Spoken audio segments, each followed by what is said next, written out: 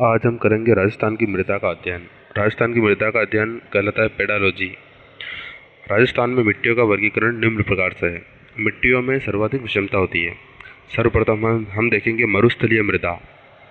इस मिट्टी में जल धारण करने की क्षमता अधिक है, इस कारण से प्यासी मिट्टी कहते हैं और ये हमारे थार के रेगिस्तान में पाई जाती है। राजस्थान में सर्वाधिक विस्तार इसी मिट्टी का है। इसका विस्तार बीकानेर, जैसलमेर आदि जो हमारे पश्चिम के जिले हैं उनमें है। इसका आप एक सचित्र डायग्राम देख सकते हैं। नामांकित वर्णन है। मरुस्थलीय मिट्टी जिन जिले के क्षेत्रों में आती है उनका, भूरी रेतीली मिट्टी व अनेक प्रकार की, ये सब PDF आपको डिस्क्रिप्शन में दे दूंगा। भूरी रेतीली मिट्टी, इसका विस्तार है सीकर, चूरू, झुंझुनू, नीम का थाना, नागौर, डीडवाना, पाली। फसल जीरा, इसबगोल, ज्वार, बाजरा, मोट, चना। जलोढ़ मिट्टी, इसका विस्तार अलवर, भरतपुर, धौलपुर, करौली, सवाई माधोपुर, दौसा, जयपुर ग्रामीण, डी, खेड़तल, तिजारा, कोटपुतली, बहरोड। फसल गेहूं, जौ, सरसों। यह सबसे उपजाऊ मिट्टी है। आप इन जिलों के नाम उस जो हमने खाली मानचित्र देखा था उसमें भरकर कुछ ज़्यादा अच्छे से आपको प्रिपेयर कर सकते हैं।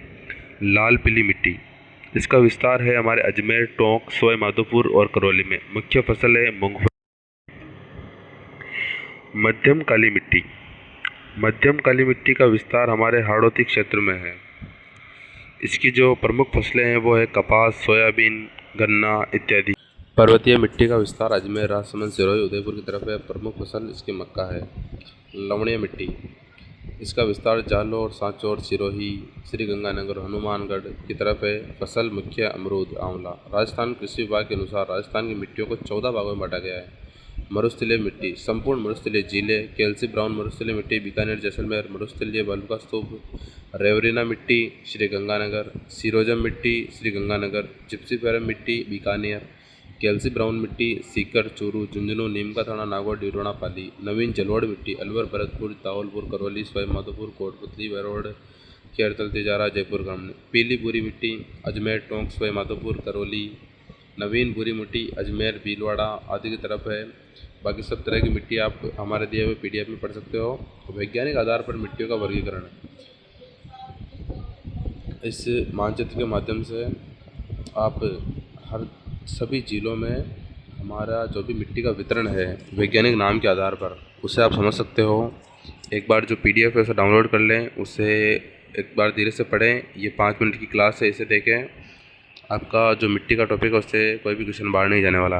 नदियों के आधार पर मिट्टियों का वर्गीकरण इस प्रकार है। गग्गर बेसिन में ये मिट्टी है, चंबल बेसिन में ये मिट्टी है।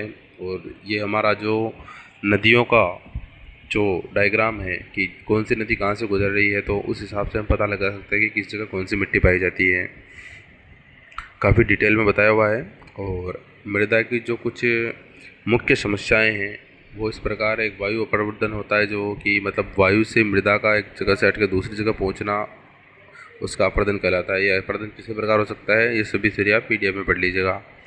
आवरण अपरदन अत्यधिक वर्षा वाले क्षेत्रों में होता है ज़्यादातर। कहीं अगर चादर टाइप में ये खिसक जाता है तो उसे हम चादरी अपरदन कर सकते हैं। अवनीलिका अपरदन इसका एक हिस्सा है। सेम की समस्या होती है। इन सबको आप PDF में अच्छे से पढ़ लीजिएगा। नेक्स्ट वीडियो में ट्राई करूँगा कि अपने नोट्स को और बेटर तरीके से आपको दिखा सकूँ, अच्छे तरीके से मैं आपको एक्सप्लेन कर सकूँ। बाकी अभी जो ये मैंने शुरुआत की है, कृपया करके साथ देवें। वह इसी तरह हम आगे बढ़ते रहेंगे और 4th ग्रेड का हम पूरा सिलेबस कवर करने वाले हैं। तो ये मत सोचेगा कि बीच में रुकने वाले हैं, कहीं कुछ नहीं होने वाला है, कहीं नहीं रुकेंगे। पूरी तरह से हमारा सिलेबस चलेगा। मृदा निर्माण के कुछ कारक दिए हुए हैं: जनक पदार्थ, जलवायु, जैविक पदार्थ, स्थलाकृति आदि।